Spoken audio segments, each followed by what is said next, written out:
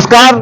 जो उपचुनाव होने वाले हैं जिसमें 13 तारीख को वोट डाली जाएगी गाजियाबाद सीट पर, आज हम आए हुए हैं वासुदेव न्यूज की तरफ से और हम देखते हैं कि माहौल कैसा है। हाँ जी, आपका शुभ नाम? अतुल गुप्ता। इस बार इस सीट पर किसकी बढ़त दिखाई दे रही है आपको? बीजेपी की है, इसमें कहने की सोचने की क्या बात है। नहीं, जिस प्रकार से अखिलेश यादव का पीडीए कॉम्बिनेशन अच्छा काम कर रहा है, अगर उस हिसाब से यहाँ सीट पर पीडीए कॉम्बिनेशन काम करता है तब स्थिति क्या होगी? स्थिति इसमें क्या बताई जाएगी? स्थिति तो बिल्कुल ठीक ही है बीजेपी के हिसाब से, जो अंदर खाने काम चल ही रहे हैं वो तो।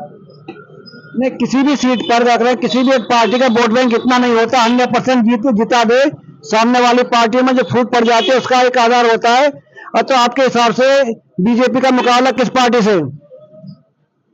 बीजेपी का मुकाबला किस पार्टी से है? किसी से भी नहीं। बीजेपी का मुकाबला किससे है? किसी दूसरे नंबर पर किस पार्टी की रहने की संभावना है? कोई भी आ सकता है दूसरे नंबर पे। अगर जो बीजेपी पार्टी का जो मार्जिन था, जितना मार्जिन पहले था, अगर उसका आधा रह जाता है तो इससे भविष्य में क्या संकेत जाएंगे? भविष्य में गलत ही संकेत जाएंगे। और आधा रह जाता है मार्जिन तो रहना नहीं चाहिए वैसे आधा मार्जिन। अगर अगर अगर मार्जिन आधा रह जाता है तो अखिलेश के क्या चांस है सत्ता इसमें? नहीं, कोई चांस नहीं। हाँ जी, आपका सम्मान? प्रवीण शर्मा। आपके हिसाब से इस सीट पे जो उपचुनाव है उसमें किसकी बढ़त दिखाई दे रही है आपको? भाजपा की बढ़त दिखाई दे रही है। ऐसे कोई 3 कार्ड जिसके भाजपा की बढ़त दिखाई दे रही है आपको? देखो, यहाँ पर सुशासन बहुत अच्छा हुआ है। जितने भी व्यापारी लोग हैं वो अच्छे से काम कर पा रहे हैं। समाजवादी सरकार में कुछ ऐसा नहीं था, या और भी लोगों जो सरकारें थी उनमें ऐसा नहीं था। व्यापारी वर्ग बहुत परेशान था, उन पर बेफिजूल टैक्स लगाए जा रहे थे, उनको काम नहीं करने दिया था। उद्योगपति बहुत परेशान थे, उनसे जबरन वसूली वगैरह ये वो सब कुछ था यहाँ पे। लेकिन इस समय सबसे पहला पॉइंट ये है कि व्यापारी वर्ग बहुत ज्यादा खुश है, बहुत ज्यादा संतुष्ट है। दूसरा पॉइंट ये है कि आप ये देखिए कि सुरक्षा बहुत जरूरी है हमारे समाज में। तीसरा पॉइंट अगर आप देखें तो ये कह लें कि सब लोग बहुत संतुष्ट हैं, काम बहुत अच्छा हो रहा है। जो उपचुनाव होने वाले, इससे कोई सरकार बनने बिगड़ने वाली तो है नहीं, ये तो केवल सांकेतिक रूप से है केवल। और तो उससे जो समाज को संकेत जाना अभी तक जा रहा है, लोकसभा चुनाव के बाद पीडीए बहुत मजबूत हो गया। अगर पीडीए सीट पर सही ढंग से मजबूत हो जाता है, क्या स्थिति बदल सकती है? हाँ, मैं ये कह सकता हूँ कि थोड़ा सा एक प्रतिस्पर्धा का माहौल रहेगा, लेकिन अगर देखा जाए तो हर तरह से भाजपा ही अव्वल है। अब जो दलित वर्ग है वो मायावती जी की तरफ ज्यादा है, अखिलेश की तरफ? देखो, दलित वर्ग आप ऐसा नहीं कह सकते कि इस समय दलित वर्ग ऐसा नहीं है कि मायावती जी के साथ है या अखिलेश यादव जी के साथ है।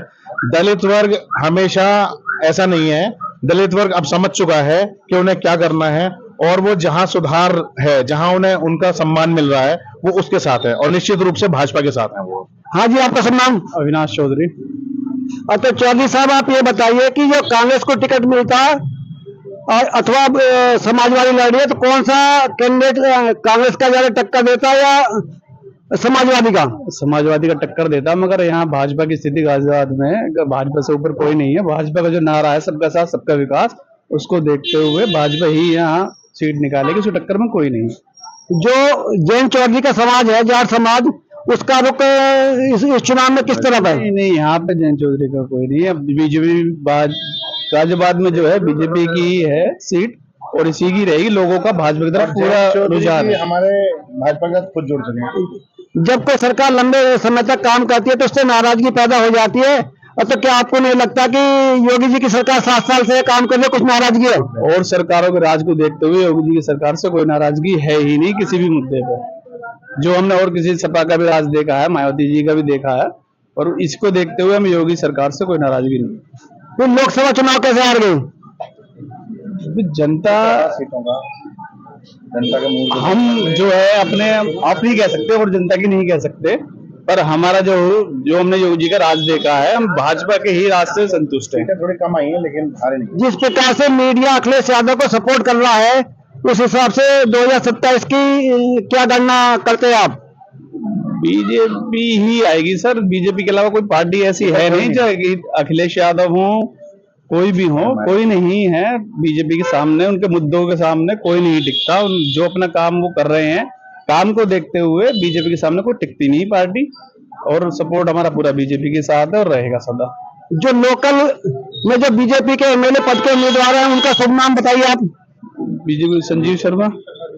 तो उनके जो चरित्र या उनके व्यक्तित्व को आप किस प्रकार से देखते हैं, कितना विकास कर पाएंगे? एक अच्छे सामाजिक आदमी के हम रूप में उन्हें देखते हैं और बीजेपी से कार्यकर्ता जुड़े हुए हैं और खुद बीजेपी से शुरू से जुड़े हुए हैं, बहुत ही अच्छे आदमी।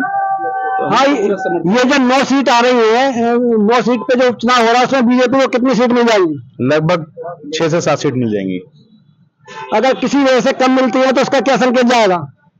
वैसे ऐसी उम्मीद कम है कि कम मिलेंगी, लेकिन अगर कम मिलेंगी तो हम सुधार का प्रयास